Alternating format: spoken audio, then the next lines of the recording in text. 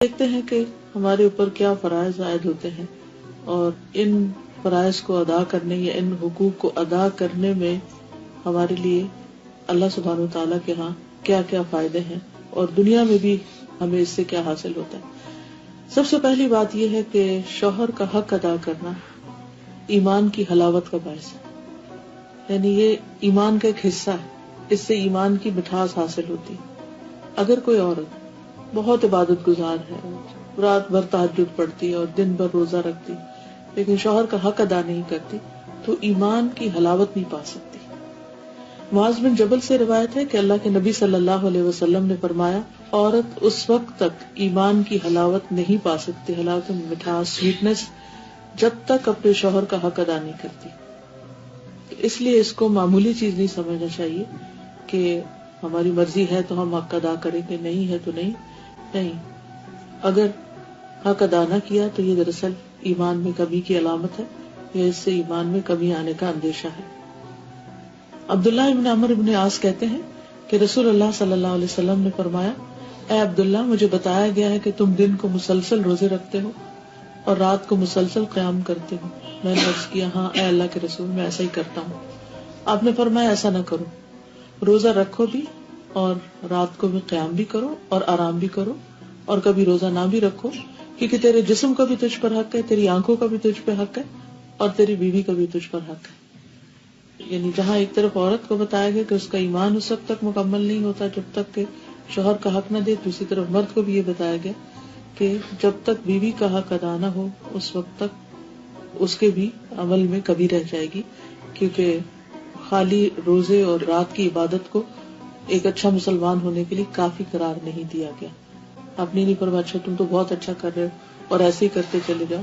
آپ کو سمجھ آ گئی کہ جو شخص روز روزہ رکھنے والا اور رات بھر وہ اللہ کی عبادت کرنے والا ہو، وہ لازماً حقوق العباد سے غافل ہوگا۔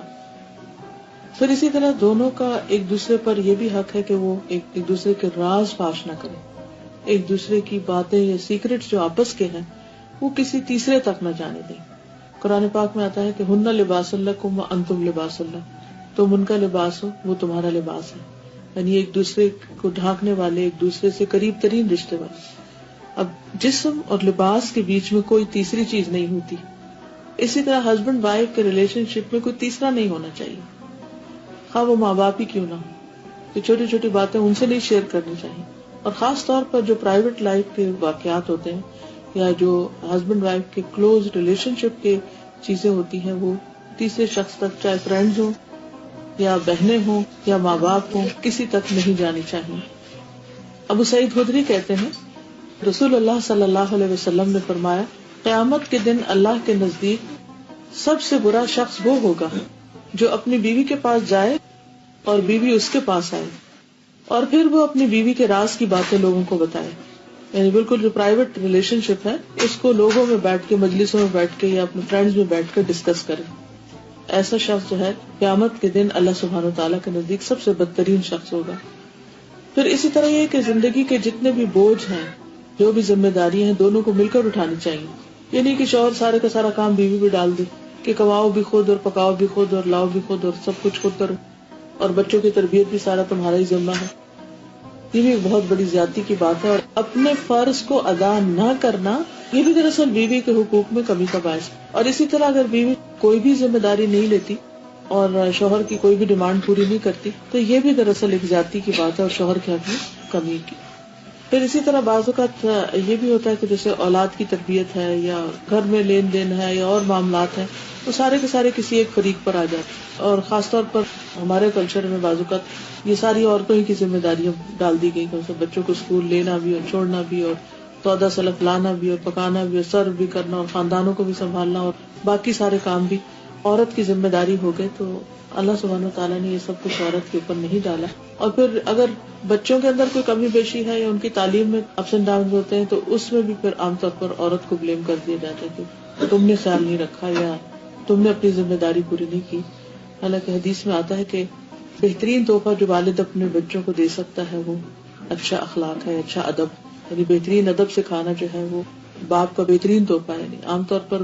باپ دن رات کمانے میں لگے رہتے ہیں، وہ سمجھتے ہیں کہ اگر ہم زیادہ سے زیادہ بچوں کو کھلونے لا دیں گے یا ان کو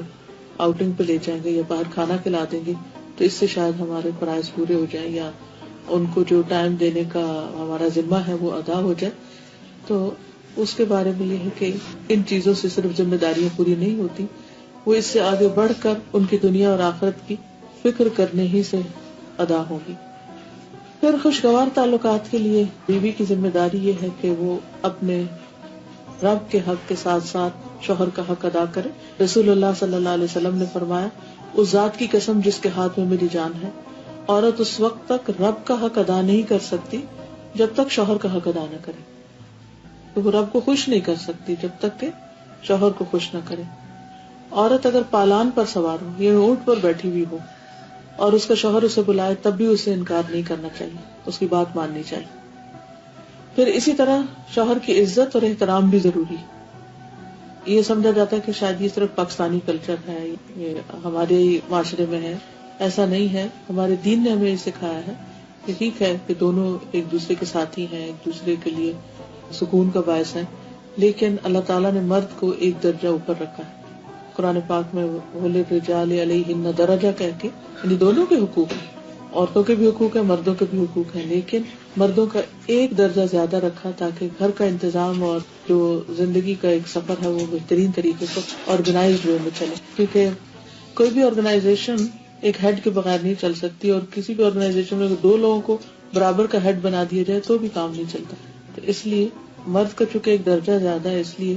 درجہ جہاں زیادہ ہوتا ہے وہاں رسپانسبلٹی بھی زیادہ ہوتی ہے, اور وہاں پر ایک حق بھی زیادہ ہوتا ہے, اور وہاں رسپیکٹ بھی دینا ضروری ہوتا ہے. تو یہاں پر حضرت ابو ہریرہ کی روایت ہے, نبی اکرم صلی اللہ علیہ وسلم نے فرمایا, اگر میں اللہ کے علاوہ کسی دوسرے کو سجدہ کرنے کا حکم دیتا تو بیوی کو حکم دیتا کہ وہ شوہر کو سجدہ کرے. یعنی حکم دیا نہیں گیا, لیکن اس سے یہ پتا چلتا ہے کہ شوہر کا حق کتنا بڑا ہے. لیکن اس کا یہ مطلب نہیں ہے کہ وہ شوہر کی ہر الٹی سیدھی غلط بات سب مانتی رہے. اس میں جو ٹھیک ہوگا اس کو ماننا لازم ہے, اور جو غلط ہے اس کو ماننا ضروری نہیں ہے. عبد الرحمن بن عوف کہتے ہیں کہ رسول اللہ صلی اللہ علیہ وسلم نے فرمایا, جو عورت 5 وقت نماز پڑھتی ہو, ماہ رمضان کے روزے رکھتی ہو, اپنی شرمگاہ کی حفاظت کرتی ہو, اپنے شوہر کی اطاعت کرتی ہو, اس سے کہا جائے گا کہ جنت کے جس دروازے سے چاہو داخل ہو جاؤ. لیکن یہ جو شوہر کی اطاعت کی بات ہے یہ معروف میں ہے, کیونکہ